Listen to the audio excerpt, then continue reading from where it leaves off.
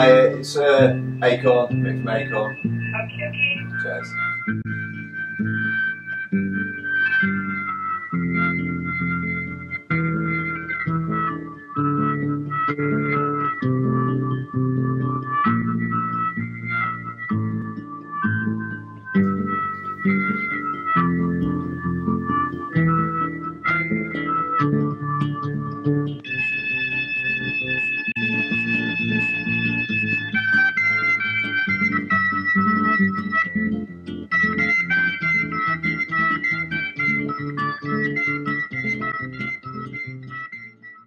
Hi, my name's Umran.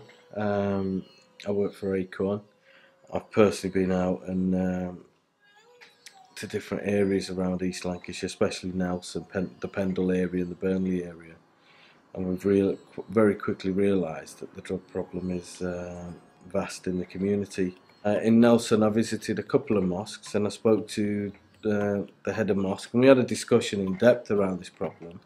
And he was a bit more forward in saying, yeah, he recognises that there's a problem in the community, but there was no answer to how to deal with it.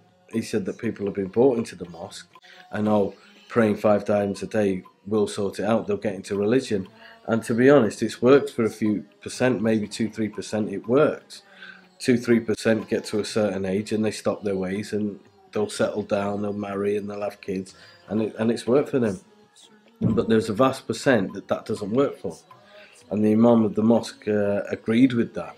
So they've given us permission to come in on a Friday, where the Friday prayer being where there's a lot more people in the mosque, to be able to talk about what services we provide. He also agreed that in the Asian community it was a problem that was, the way it was described was a time bomb waiting to explode. Because what we're finding is people that are using now, some of them are very desperate for help. Because of shame, because of guilt, a bit about pride of coming into a service. So what we suggested is we go out there, we tell them a bit about ourselves to get them into it and tell them that, you know what, it can be done. It can be done, and it's all confidential. You know? I kind of grew up around here, and I lived, Moss Side, here, the Wally Range where we are now, and Old Trafford, and mainly from Old Trafford. There wasn't a lot of people reaching into that community. It wasn't, to be honest, it wasn't acceptable to go out of that community and talk to people about what was going on in the community. I remember there was on Monson Street there was a little, I wouldn't even call it a CBT, it was like a little clinic where you kind of went, and there was people who were against registering for help. To be honest, it was frowned upon. They'll try to keep it as close-knit as possible, the problem. So the only people that will be involved are the people that will have a say. So if those people are not knowledgeable about the problem and how to deal with it, a few steps will be taken. It will be either marry them off, the way it's been is, or take them away from where they're from, i.e. in my case it was said that they take me to Pakistan. So they sent me to Pakistan for 3.5 years. Big mistake. And when I came back I was even worse. When they come back from there, they're coming back into the same environment, the same community, so the problem starts again. And the third thing is that when those two don't work, the family will disown them. It's got nothing to do with you, we don't want to know. It's been really hard. It's really hard on the whole of my family. I mean, when they first found out, it was like they couldn't believe it. It's something that's not really talked about within the community. So we were pretty stuck and they didn't really know what to do with me. For me, what I found is people that I've been talking to, they don't know what to do. Yeah. It's a shock. Yeah. The honour gets respect, because it's a major thing, respect. And that respect gets dented if one of theirs is using. Yeah. My family was like that it's us and them. And as growing up, I think you grew up at the same time I did, it was the confusion of where the heck do we fit in? Yeah.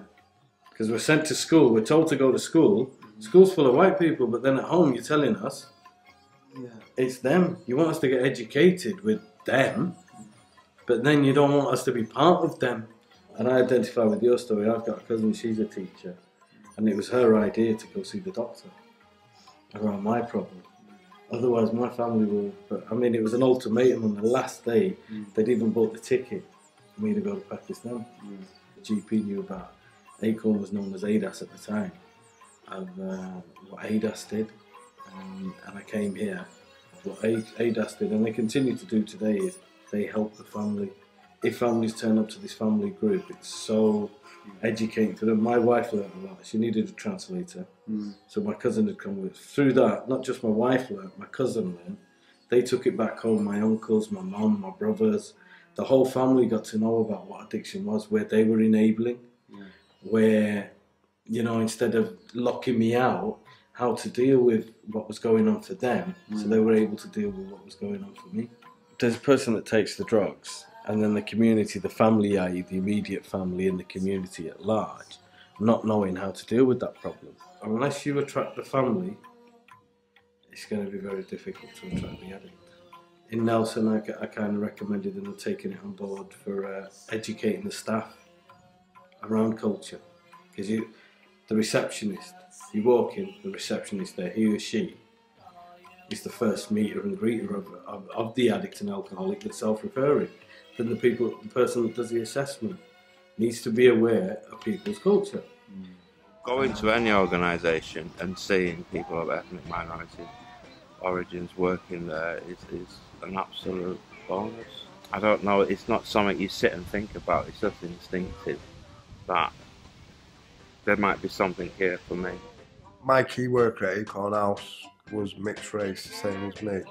That allowed me to feel safer because he was the same. If anything, I guess I pushed him a little bit more in the sense of having that cultural similarities as being mixed race from Manchester. It helps that the person who assessed me was mixed race, and that I did see some people of ethnic minority working within the organisation. I felt more comfortable than I would have felt if there hadn't been anyone there. We know from our experience, the way of getting through to an addict is identification. The similarities rather than the differences. I heard about Acorn because I knew somebody who worked at Acorn who was an ethnic minority, and he'd gone through Acorn. And my old sponsor, who's mixed race, had worked at Acorn. It makes a difference. Addiction doesn't look at colour, creed or religion. It'll crumble anyone, it'll cripple someone. So if you've got people that they can identify with, you've got better bit of a chance.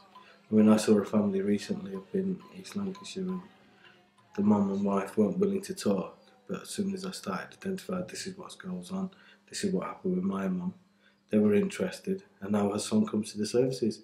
He's reduced, he's come off heroin onto methadone, but he's reducing. You know, that's a marvellous result. And I see people now, you know, I see people from my community and say, oh, well done, you're doing really well.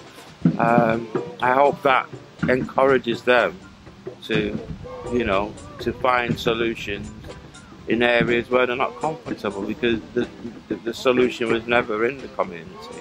There were no drug services within the community. That you know, you had to step out of it. First of all, I needed to get abstinent, which I did with the help of Acorn. I picked up some tools that would help me stay abstinent. I have worked at Acorn for over 4 years now. I go into prisons now, and straight after the presentation, I will get a couple of ethnic minorities come up to me and ask me questions. Working with people from Manchester, and I'm from Manchester, so you know there's already identification there. You know, but I have come from the same area and I've overcome this problem. I'm real live and I'm in front of them, and I'm there, and they can ask me questions. And you know, if it worked for me, it can work for them. People are still going to take loans, remortgage their houses to send their loved ones abroad I mean, it can cost up to £15,000-20,000 a time. And they're thinking that this will sort it out. Marriage, 20-25 grand. Send someone abroad, 20-25 grand. They've spent 50 grand, and the last resort is disown them because they just don't know what to do. Yeah, 60,000 was spent on me over 3.5 years. When you come across someone who is of mixed race or different cultural background, do you find yourself rooting for it more? Does that happen? Yeah. Yeah. I'm definitely aware of that. There's that thing with, yeah man, you know, come on. Not yeah man as in, yeah man, but just yeah man. You know, just, come on.